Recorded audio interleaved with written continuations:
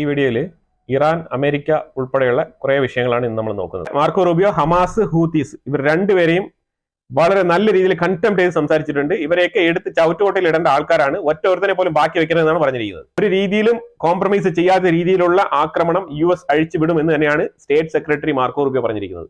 അതായത് ഹൂത്തികൾക്ക് ഇതൊരു തുടക്കം മാത്രമാണെന്നാണ് പറഞ്ഞിരിക്കുന്നത്. പുള്ളി പറഞ്ഞ് വേറെ ഒന്നുമില്ല, പുള്ളി മാർക്കോ റൂബിയോയും അതുപോലെ തന്നെ ഈ സെൻകോം ഇല്ലേ, അതായത് സെൻകോം എന്ന് പറയുന്നത് സെൻട്രൽ കമാൻഡ് യൂണിറ്റ്, അവരാണ് അറ്റാക്ക് ചെയ്യുന്നതിന്റെ കമാൻഡ് കൊടുക്കുന്ന ആൾക്കാരാണ് ഈ സെൻട്രൽ കമാൻഡ് പറയുന്നത്. അതിന്റെ തലപ്പത്തിരിക്കുന്ന വ്യക്തിയും കൂടെ ചേർന്നിട്ടാണ് ഈ ഒരു സ്റ്റേറ്റ്മെന്റ് പറഞ്ഞത്. ഇത് ജസ്റ്റ് ഒരു തുടക്കം മാത്രമാണ്, അല്ലാതെ ഇത് ഒരു എൻഡിങ് അല്ല, ഇത് ഞങ്ങളുടെ ഒരു ഹയർ മോഡ് അറ്റാക്കും അല്ല എന്നാണ് പറഞ്ഞിരിക്കുന്നത്. കാരണം ഈ ഹൂത്തികൾ യമനില്ലേ, യമൻ നമ്മളിപ്പോ കൂടുതൽ അങ്ങ് ഫോക്കസ് ചെയ്യുന്നില്ല എന്ന് പറഞ്ഞാൽ അങ്ങോട്ട് ഫോക്കസ് ചെയ്യേണ്ട കാര്യമില്ല. അവിടെ തുരുതുരാ വീണുകൊണ്ടിരിക്കുകയാണ് ബോംബുകൾ. അവിടെ ആ രീതിയിലുള്ള ആക്രമണം എന്ന് പറഞ്ഞാൽ ബിൽഡിങ്ങുകളെല്ലാം നിലം പൊത്തുന്ന അവസ്ഥയാണ്. ആ രീതിയിൽ ഹെവി ആക്രമണമാണ് അവിടെ നടക്കുന്നത്. ഇപ്പൊ നമ്മൾ ഇത് പറയുമ്പോഴത്തേക്കും ഒരു കാര്യം പറയാതിരിക്കാൻ വയ്യ. ഇപ്പൊ ഹൂത്തികളെ അറ്റാക്ക് ചെയ്യുമ്പോഴത്തേക്കും ഇപ്പൊ കേരളത്തിൽ നിന്നും കുറെ കേരള മലയാളി ഹൂത്തികൾ ഇറങ്ങും. ഇപ്പോൾ മലയാളി ഹൂത്തികളുണ്ട്, മലയാളി ഹമാസ് ഉണ്ട്, മലയാളി ഹിസ്ബുള്ളകളുണ്ട്, ഇവരെല്ലാം ഉണ്ട്. ഇതെല്ലാം ഒരേ ആൾക്കാർ തന്നെ, അങ്ങോട്ടും ഇങ്ങോട്ടും മാറി മാറി വരും. കാരണം ആരെ തൊട്ടാൽ ഇവർക്ക് പൊള്ളും. അതാണ് ഇതിൽ ഏറ്റവും വലിയ ഒരു പ്രശ്നം എന്ന് പറയുന്നത്. ഞാൻ പറയുന്നത് സാധാരണ വീട്ടിൽ ജീവിക്കുന്ന മുസ്ലിംസിനെ അല്ല കേട്ടോ, അതല്ല ഞാൻ പറയുന്നത്. ഞാൻ പറയുന്നത് ഒരു ഇസ്ലാം നിയമങ്ങൾ എന്ന് പറഞ്ഞ് കുറെ നിയമങ്ങൾ ഇങ്ങനെ മുറുകെ പിടിച്ചുകൊണ്ട് ഏതെങ്കിലും തരത്തിൽ മുസ്ലിംസിന്റെ ഒരു പേര് കേട്ടാൽ മതി ഉടനെ ഓടിച്ചെന്ന് ചാടി വീണ് സപ്പോർട്ട് ചെയ്യാൻ വേണ്ടി നിൽക്കുന്ന കുറെ ആൾക്കാരുണ്ട്. അത് ശരിയാണോ തെറ്റാണോ പോലും വിലയിരുത്തുന്നതിന് മുമ്പേ ചാടി കയറി സപ്പോർട്ട് ചെയ്യും. എന്ത് ബ്ലണ്ടർ കാണിച്ചാലും സപ്പോർട്ട് ചെയ്യുന്നതാണ്. ആ രീതിയിലുള്ള കുറെ എണ്ണങ്ങളുണ്ട് നമ്മുടെ നാട്ടിൽ. ഞാനിത് പറഞ്ഞു വെച്ചാല് മെർച്ചന്റ് ഷിപ്പുകൾ മൊത്തം അതിലൂടെയാണ് കടന്നു വരുന്നത്. അതിലൂടെ കടന്നു വരുന്ന എണ്ണക്കപ്പലുകൾ മാത്രം നമ്മൾ എണ്ണിക്കഴിഞ്ഞാൽ അത്രമാത്രം ഉണ്ട് എന്നുള്ളതാണ്. ഈ സ്ട്രേറ്റ് ഓഫ് ഹോംസ് എന്ന് പറഞ്ഞ ഈ ഒരു വഴിയിലൂടെ 35% എണ്ണ ചരക്ക് നീക്കം അതിലൂടെയാണ് നടക്കുന്നത്. 35%. ഈ 35% ഇമ്പാക്ട് ഉണ്ടാക്കിയാൽ എന്തായിരിക്കും സംഭവം? ഒരു നെഗറ്റീവ് ഇമ്പാക്ട് ആണ് അതിനകത്ത് ഉണ്ടാക്കുന്നത്. ഇപ്പൊ തന്നെ ഈജിപ്തിന് കിട്ടേണ്ട കുറെ പൈസ ഈ ഹൂത്തികളാണ് പിരിച്ചെടുക്കുന്നത്. ഇതിൽ ഈജിപ്തിനൊക്കെ നല്ല ചൊടിപ്പുണ്ട് ഇതിനകത്ത്. പക്ഷെ ഇതൊന്നും പുറത്താരും പറയത്തില്ല. ഈജിപ്തും പുറത്ത് പറയത്തില്ല. ഈ ഗാസയ്ക്ക് വേണ്ടി കൊടി പിടിക്കുന്ന അല്ലെങ്കിൽ ഈ ഹൂത്തികൾക്ക് വേണ്ടി കൊടി പൊക്കുന്ന ഒരു രാജ്യക്കാരന്മാരും പുറത്ത് പറയത്തില്ല എന്നുള്ളതാണ്. പക്ഷെ ആരെങ്കിലും വന്ന് ഇവന്മാരെ അറ്റാക്ക് ചെയ്ത് ഒതുക്കി തന്നാൽ കൊള്ളാമെന്നുണ്ട്. അതായത് കൈ നനയാതെ മീൻ പിടിക്കുന്ന ഏർപ്പാട് അത് തന്നെയാണ് ഇവന്മാർ മൊത്തത്തിൽ ചെയ്യുന്നത്. കാരണം ഇവന്മാർക്ക് അതിനുള്ള കെൽപ്പില്ല എന്നുള്ളതാണ് ഒന്നാമത്തെ കാര്യം. 21 മില്യൺ ബാരൽ പെർ ഡേ ഈ ഒരു സ്റ്റേറ്റ് ഓഫ് ഹോംസ് വഴിയാണ് കടന്നു പോകുന്നത്. ഇത് ഒരു ദിവസം തടസ്സപ്പെട്ടു കഴിഞ്ഞാൽ എന്താണ് സംഭവിക്കുക? ഈ അത്രമാത്രം എണ്ണ വില ഉയരും. എണ്ണ വില ഉയരുന്നതിനൊപ്പം തന്നെ നമുക്ക് ഇൻഫ്ലേഷൻ കൂടുന്നുള്ളതാണ്. ചെറിയ തോതിലല്ല, സ്റ്റോക്ക് മാർക്കറ്റ് വരെ ഇടിഞ്ഞ് താഴെ വീഴാനുള്ള എല്ലാ സാധ്യതയും ഉണ്ടെന്നുള്ളതാണ് മനസ്സിലാക്കേണ്ടത്. അത്രമാത്രം ക്രിട്ടിക്കൽ ആയിട്ടുള്ള റൂട്ടാണ് ഈ ഹൂത്തികൾ കൈയടക്കി വെച്ചിരിക്കുന്നത്. അവിടെ യമനികളായിട്ടുള്ള സുന്നി യമനികൾ അവിടെ ഇരുന്നപ്പോൾ ഒരു പ്രശ്നമില്ലായിരുന്നു. ഈ ഹൂത്തികളിൽ നിന്ന് ഈ തീവ്രവാദികളെ, പ്രോക്സികളെ പൈസ കൊടുത്തും ആയുധം കൊടുത്തൊക്കെ വളർത്തി വെച്ചിരിക്കുന്ന ഇറാൻ ചെയ്യുന്ന പണിയാണിത്. ഈ സൗദി അറേബ്യ ഉൾപ്പെടെ ഈ മറ്റുള്ള അറബ് രാജ്യങ്ങളിൽ നിന്ന് പോകുന്ന എണ്ണ കച്ചവടം തടയണം.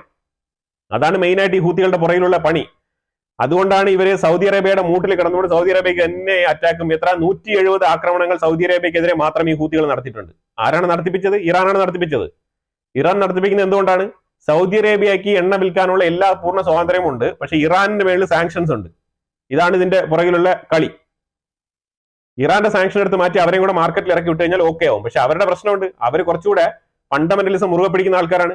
നമുക്ക് പണ്ട് ഓർമ്മയുണ്ടാവും, സൗദി അറേബ്യ യമൻ സിവിൽ വാറിൽ ആക്രമണം നടത്തിയപ്പോഴത്തേക്കും കുറെ ആൾക്കാർ അവിടെയും കൊല്ലപ്പെട്ടിട്ടുണ്ടായിരുന്നു.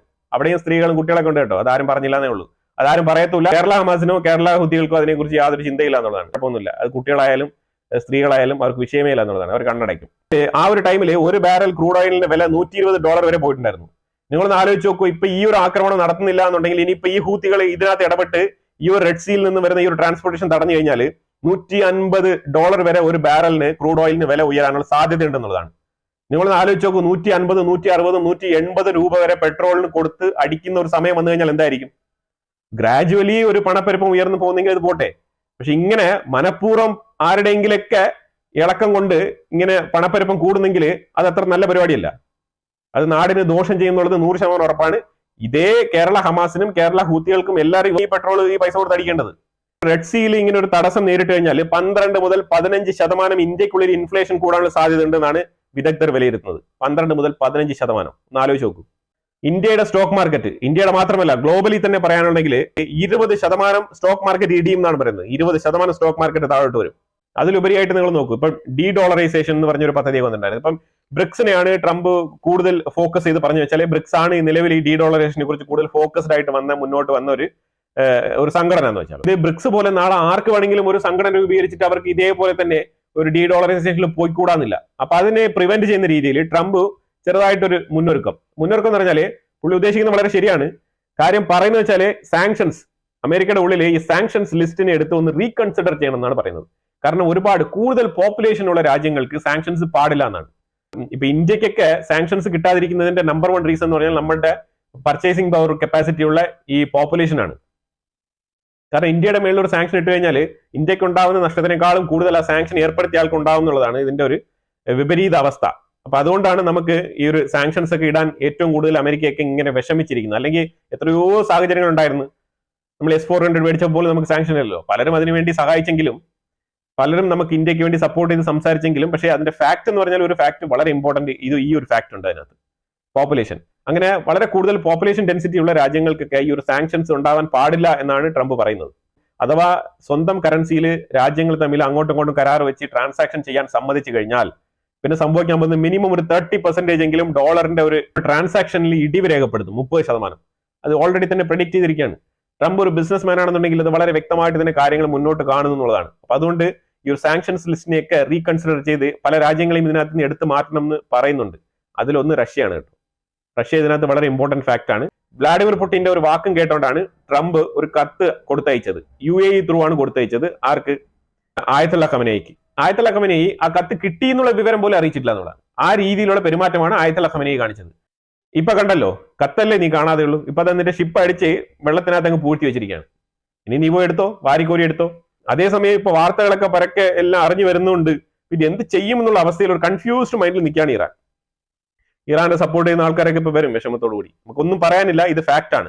നമ്മളിവിടെ കറണ്ട് അഫയേഴ്സ് ആണ് ഡിസ്കസ് ചെയ്യുന്നത്. അതുകൊണ്ട് ഭാവി ഭൂതമൊക്കെ നോക്കിക്കൊണ്ട് ഇവിടെ വരേണ്ട ആവശ്യമില്ല. ഇതിനകത്ത് വളരെ വ്യക്തമാണ്, നമ്മൾ കറണ്ട് അഫയേഴ്സ് ആണ് നമ്മൾ ചർച്ച ചെയ്യുന്നത്. ജിയോ പൊളിറ്റിക്സ് എന്ന് പറഞ്ഞാൽ ഒരു ട്രസ്റ്റ് മാത്രമല്ല, ഇത് ഡിപ്ലോമാറ്റിക് റിലേഷൻഷിപ്പ് അതേപോലെ തന്നെ സബ്ജക്റ്റീവ് ആണ്. ഓരോ വിഷയങ്ങൾക്കും അതാത് രാജ്യങ്ങൾക്കുള്ള താല്പര്യം, അതാണ് ഡിപ്ലോമാറ്റിക് റിലേഷൻസിൽ ഏറ്റവും കൂടുതൽ മുന്നോട്ട് പോകുന്നത്. ഒരു വിഷയത്തിൽ 2 രാജ്യങ്ങൾ ചേർന്ന് പ്രവർത്തിക്കുന്നു എന്ന് പറഞ്ഞിട്ട് എല്ലാ വിഷയത്തിലും അവർ ചേർന്ന് പ്രവർത്തിക്കും എന്ന് വിചാരിക്കരുത്. അങ്ങനെയല്ല ഡിപ്ലോമാറ്റിക് റിലേഷൻസ് പോകുന്നത്. ഓരോ വിഷയത്തിലും ഓരോ രാജ്യങ്ങൾക്കും പ്രത്യേക തരത്തിലുള്ള താല്പര്യങ്ങളാണ്. അതാണ് ജിയോ പൊളിറ്റിക്സിൽ എപ്പോഴും ഇങ്ങനെ ബന്ധങ്ങൾ മാറി മാറി വരാനുള്ള സാഹചര്യം. വിഷയങ്ങളുടെ പ്രത്യേകത കൊണ്ടാണ് ഈ രാജ്യങ്ങളുടെ കൂട്ടായ്മ മാറി മാറി വരുന്നത്. അപ്പൊ അതുപോലെ റഷ്യയും അമേരിക്കയും അവർ തമ്മിൽ ബേസിക്കലി തന്നെ അവർക്ക് ഒരുപാട് വ്യത്യാസങ്ങൾ ഉണ്ടെങ്കിലും ചില വിഷയങ്ങളിൽ അവർ ഒന്നിക്കുന്നു. പ്രത്യേകിച്ച് അതിന് ഏറ്റവും കൂടുതൽ ഈ ഒരു ട്രംപ് പുടിൻ അവർ തമ്മിലുള്ള ഒരു റിലേഷൻഷിപ്പാണ് ഏറ്റവും കൂടുതൽ ഇതിന് ഈ ഒരു 4 വർഷത്തേക്ക് ഒരു പോസിറ്റീവ് ആയിട്ടുള്ള ഒരു ആറ്റിറ്റ്യൂഡ്. അവർ വേറൊന്നുമില്ല, ഈ 2 രാജ്യങ്ങൾ 2 ചേരിയിലായി കഴിഞ്ഞാൽ ഒരു യുദ്ധത്തിന് സമാനമായിട്ടുള്ള ഒരു അവസ്ഥയായിരിക്കും ഉണ്ടാവുക. അതാണ് ഇവിടെ സംഭവിക്കുന്നത്. പക്ഷെ ഇതിന്റെ വേറൊരു വശം അതാണ് ഇവിടെ സംഭവിക്കുന്നത്. പക്ഷെ ഇതിന് വേറൊരു വശം എന്ന് പറഞ്ഞാൽ ഞാൻ പണ്ടേ പറഞ്ഞിട്ടുണ്ട്, ഈ ഡോമിനേറ്റഡ് ആയിട്ടുള്ള 2 കൺട്രികൾ തമ്മിൽ ചേർന്ന് നിൽക്കുമ്പോഴത്തേക്കും ഈ മറ്റുള്ള ചെറിയ രാജ്യങ്ങളെ ആക്രമിച്ച് അവർ പെട്ടെന്ന് കീഴ്പ്പെടുത്തും. അങ്ങനെ ഒരു വിഷയം കൂടെ ഇതിനകത്തുണ്ട്. അത് ഇതിന്റെ പാർശ്വഫലമാണ്. അതാണ് നമ്മൾ ഇതിനകത്ത് മനസ്സിലാക്കേണ്ടത്. ഇതിൽ ഇന്ത്യക്കാരൊക്കെ വളരെ സൂക്ഷിച്ചിരിക്കുക. ഇതിനെക്കുറിച്ചുള്ള അഭിപ്രായങ്ങൾ കമന്റ് ബോക്സിൽ രേഖപ്പെടുത്തുക. വീഡിയോ ഇഷ്ടപ്പെടുന്ന ലൈക്ക് ചെയ്യുക, ഷെയർ ചെയ്യുക. വീണ്ടും അടുത്ത വിഷയമായിട്ട് വരാം. Thank you so much.